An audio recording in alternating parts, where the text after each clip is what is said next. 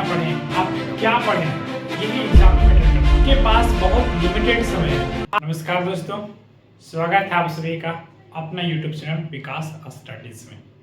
देखिए, आज हम लोग जो यहाँ पर आए हैं, बहुत लंबे दिनों के बाद हम इस चैनल पर पुनः वापस आए हैं, और वापस आए हैं तो आप लोग के लिए कुछ खास लेकर के आए हैं। और आज हम लोग यहाँ पे डिस्कस करने वाले हैं वो क्या चीज़ है, सिलेबस।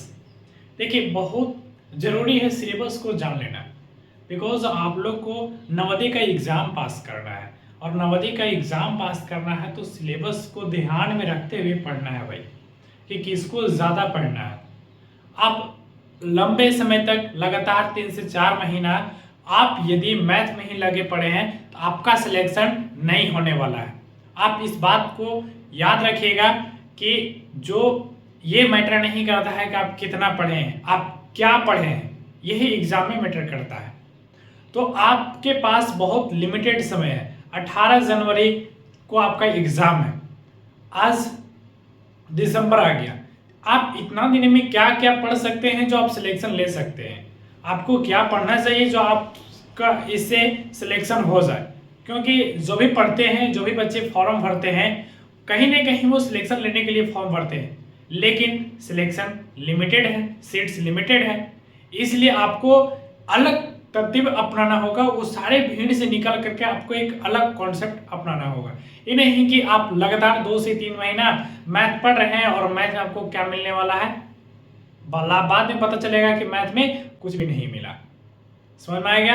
आई होप कि आप मेरी बातों को समझ पा रहे होंगे। और आज हम पूरी यहाँ पर डिस्कस करने वाले हैं कि सिलेबस में कैसे पढ़ना है और क्या पढ़ना है, जिससे आपका सिलेक्शन निश्चित हो जाए, है ना। देखिए, सबसे पहले हम यहाँ आज की सिलेबस की अगर बात करते हैं तो हम यहाँ पर NVS नवोदय विद्यालय, है ना, नवोदय विद्यालय सिलेबस 2025 को लेकर के यहाँ पर डिस्कस करने वाले हैं, ठीक है। और इसी तरह क्वेश्चन कितना रहेगा। देखिए, जब बच्चे हम क्लास लेते हैं जाकर के ऑफलाइन, तो फर्स्ट में बच्चों को यही पता नहीं होता है कि पढ़ना क्या है। सर, पढ़ना क्या है भाई, यही तो जरूरी है कि पढ़ना क्या है, आप इसको समझो, है ना। समझ करके वही चीज पढ़ो। आप यदि होम ट्यूशन पढ़ते हो, ऑफलाइन पढ़ते हो, आप अपने टीचर को बोलो कि सर हमें वही पढ़ाइए जो एग्जाम में पूछने वाला है, जो एग्जाम में जिससे हमें सिलेक्शन मिल जाए।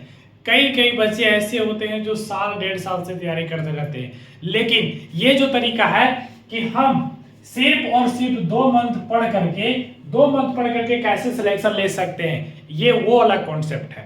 ये साल 1.5 साल वाला सिलेबस नहीं है भाई, है ना। हम यहाँ पर ये बताएंगे कि 2 महीना पढ़ करके आप कैसे सिलेक्शन ले सकते हैं। देखिए, यहाँ पर आप सभी कोई जानते हैं कि टोटल क्वेश्चन कितना होता है, टोटल मार्क्स। टोटल क्वेश्चन में अगर बात करते हैं तो टोटल क्वेश्चन 80 होता है, ठीक है।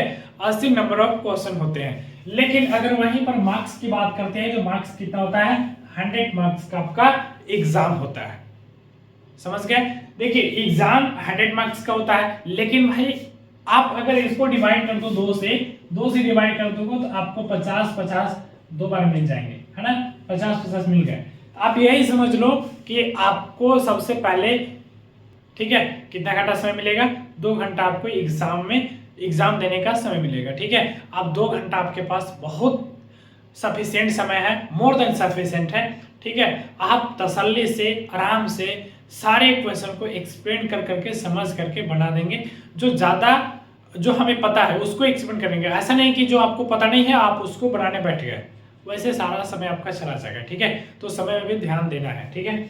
आगे देखिए, अब जो एग्जामिनेशन होगा, एग्जामिनेशन कैसा होगा, CBT यानी कंप्यूटर बेस्ड नहीं होगा। क्या होगा भाई, तो एग्जाम आपका ऑफलाइन होगा, ऑनलाइन एग्जाम नहीं होगा, ठीक है। ऑफलाइन होगा, वो भी OMR पर होगा। OMR इट मींस कि आपके पास 4 ऑप्शन रहेंगे, A हो गया, B हो गया, C हो गया, D हो गया, ठीक है। इस तरह से 4 ऑप्शन है। यहाँ मान लेते हैं फर्स्ट क्वेश्चन है, फर्स्ट क्वेश्चन के 4 आंसर है, ठीक है। इस वजह से आपको रंगीन करना है। जैसे मान लेते हैं फर्स्ट क्वेश्चन का आंसर A है, तो इसको क्या कर देंगे, रंगीन कर देंगे, ठीक है। इस तरह से आपको भरना है और बढ़िया से भरेंगे, ठीक है भाई। यहाँ पर देख लो कि किस तरह से भरना है, समझ में आ रहा है।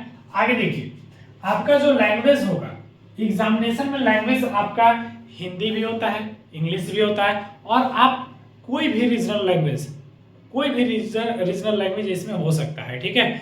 आप यदि झारखंड से हैं, बिहार से हैं, एनी भी कहीं से भी आपका जो रीजनल लैंग्वेज है वो रीजनल लैंग्वेज में आप दे सकते हैं यहाँ पर, ठीक है। देखिए यहाँ पर जो हम लोग का सेक्शन होता है, यानी जो भाग होता है एग्जामिनेशन का, अलग अलग सेक्शन होता है, जिसमें आपको सबसे पहले देखने को मिल जाएगा मेंटल एबिलिटी टेस्ट, जिसे हम लोग रीजनिंग कहते हैं।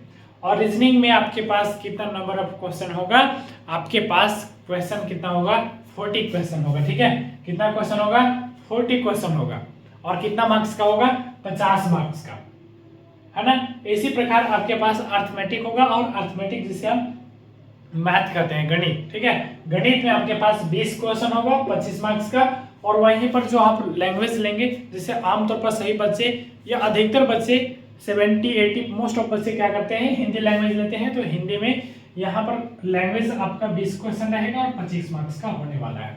अब आप थोड़ा सा ध्यान दीजिएगा, ठीक है। आपको ध्यान देने वाली यहाँ पर बात क्या चीज है कि भाई यहाँ पर मेंटल एबिलिटी जो है 40 क्वेश्चन लेकर के हमें 50 मार्क्स दे रहा है, जो कि बेहद आसान है, बहुत आसान है भाई।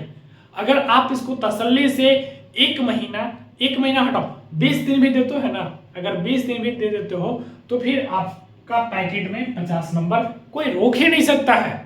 तो हमें पढ़ना क्या चीज है, यही चीज तो बताने आया है कि पढ़ना क्या चीज है। आप ऐसा करो कि 50 नंबर जो है, 50 नंबर अपने पैकेट में रख लो, 50 नंबर अपने पैकेट में रख लो। आप इसको इस तरह से प्रैक्टिस करो कि अगर आपसे नींद में भी अगर कोई पूछे ना कि रीजनिंग का ये क्वेश्चन है, इसका आंसर क्या होगा, तो आपको वो आंसर आना चाहिए।